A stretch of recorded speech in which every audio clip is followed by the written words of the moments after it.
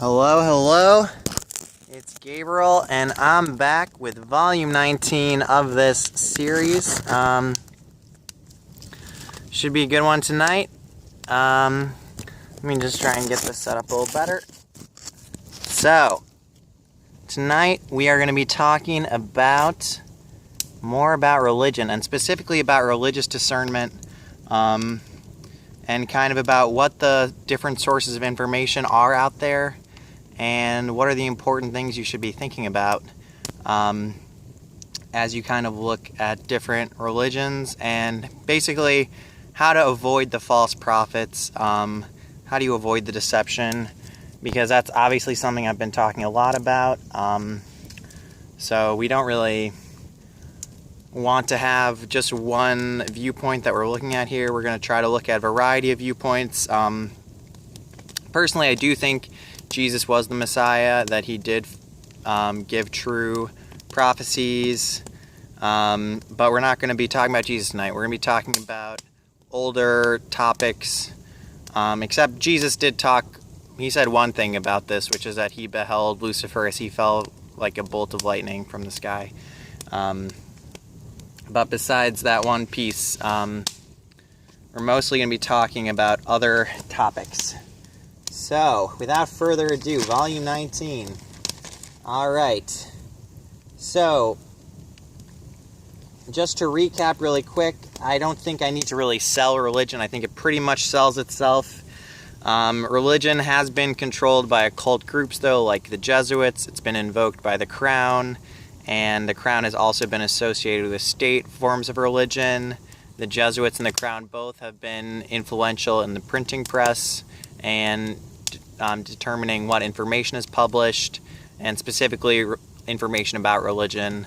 And since both of those groups are associated with occult practices, you should want to investigate further. All right.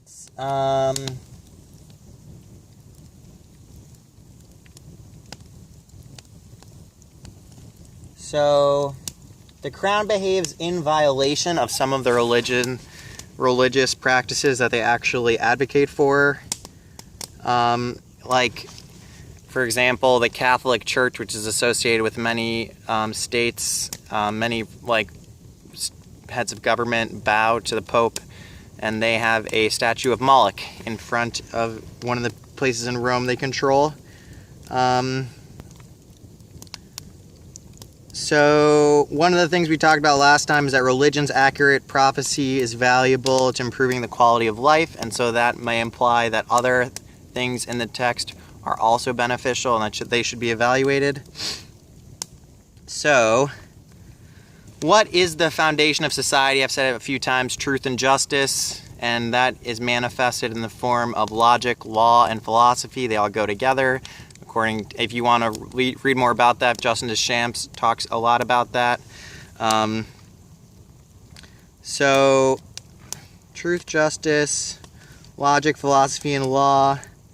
And then, so religion is like a way of encoding your culture into a book or a practice. And it typically encompasses history, wisdom, and prophecy.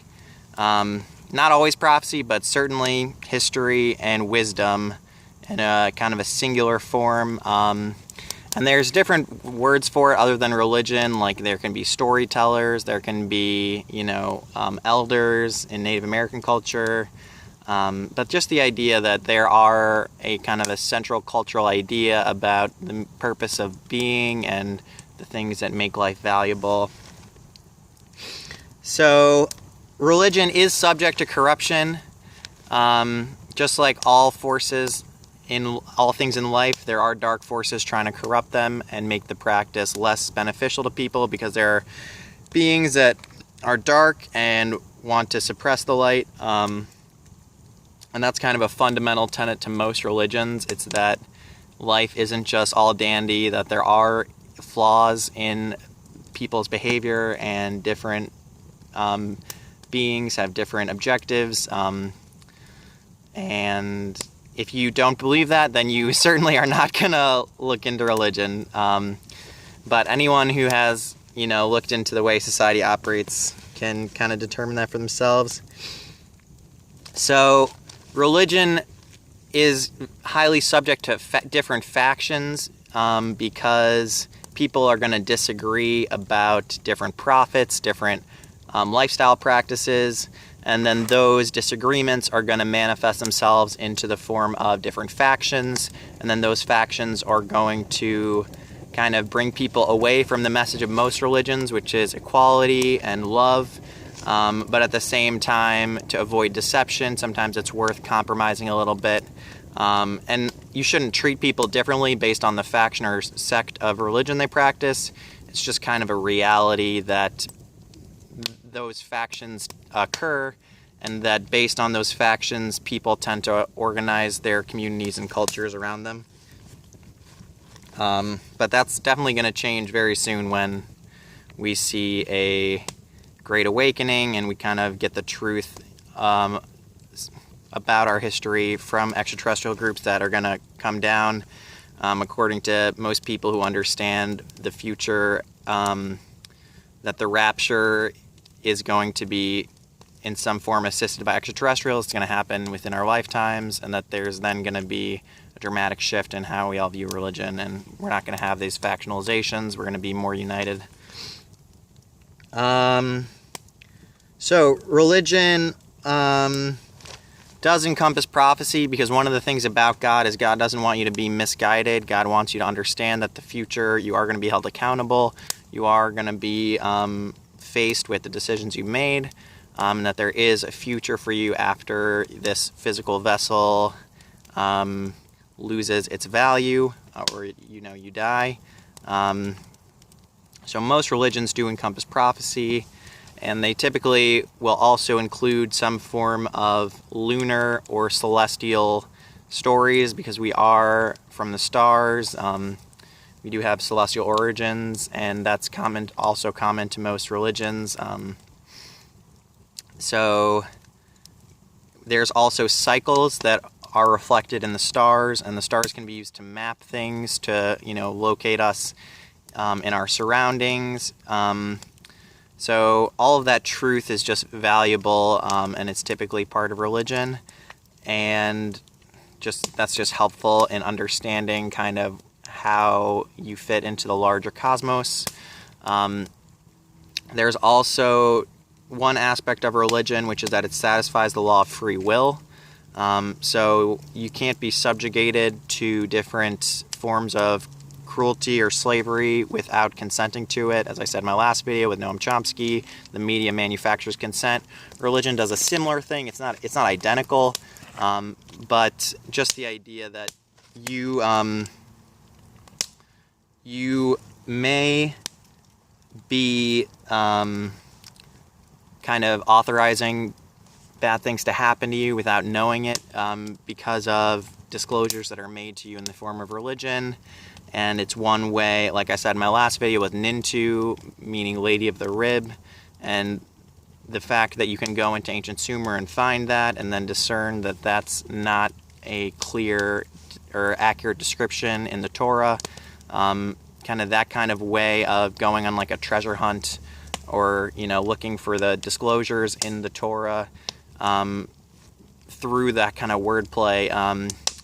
It's possible to satisfy the law of free will in some way. It's hard to explain, but basically, God can intervene on our behalf if there aren't enough disclosures of what's really going on. If we do get the disclosures and we consent to what's going on, it's a different story. That's what's taken place on Earth pretty recently, but God is about to step in and wipe the board. But anyway, sorry, I guess I might be missing some things here, but I don't know. I guess religion is just it speaks to a higher truth about the soul as well, which is just that we are created with the divine. We originate from the stars, and that there's just a great deal of history to who we are. and to the people around us. And yeah, there's like a million truths about ourselves that aren't obvious from our surroundings, and that's a big part of religion, is just trying to get us to realize that there is more to life than just, eating, sleeping, reproducing, and, making sure that your society has a future and that the things that you see around you are going to be capable of continuing in a good,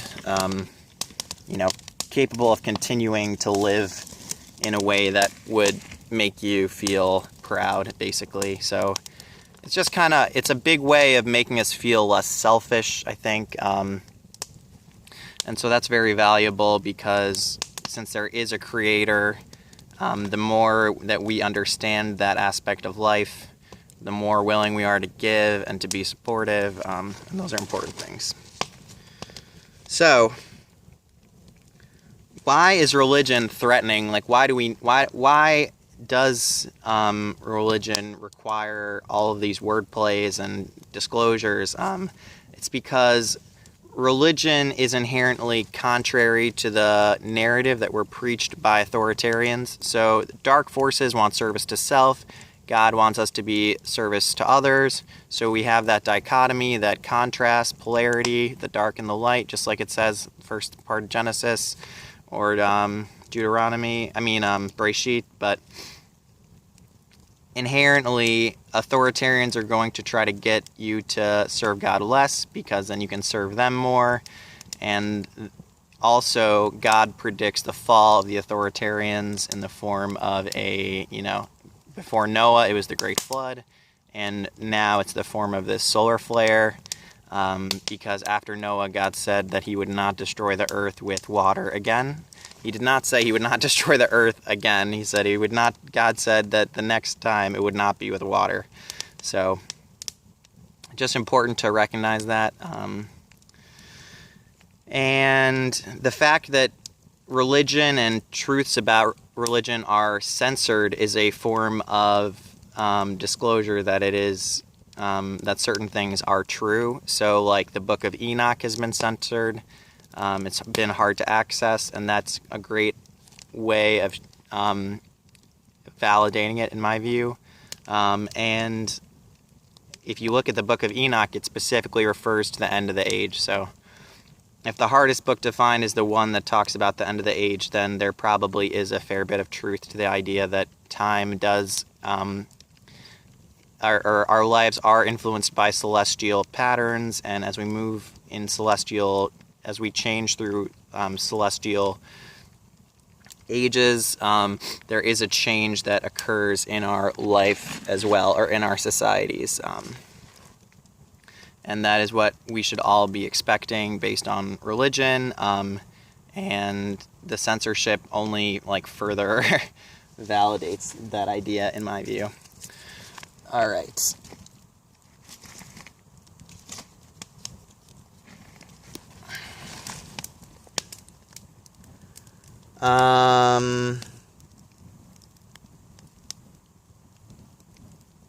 One other thing is that if you have a religion that invites you to question prophets and invites you to question truths about your history, that's also going to inherently make it harder for authoritarians to govern, because they are trying to basically deny the truth to you about yourself, which is that you're a divine being, that you're sourced from the divine, so that you'll not serve God, you'll serve them. And so the more we have religions that encourage us to question things, the harder it is for them to maintain control and maintain the illusion that we are just, here to serve them, or by accident, or whatever the case may be. So the existence of religion does make their lives harder, and that's something that it's just an interesting idea, I guess. All right. So I think I'm just going to go over a little bit of history really quick. So in Bereshit or Genesis, it talks about the beginning. God created the dark and the light, and those time periods do accurately reflect the periods where life existed on Earth. So clearly there was a time when Earth was less advanced civilizationally, and different forms of life flourished. And now we see more civilization, we see strong dark forces, strong light forces here. So there's a lot of things that have changed, and a lot of this has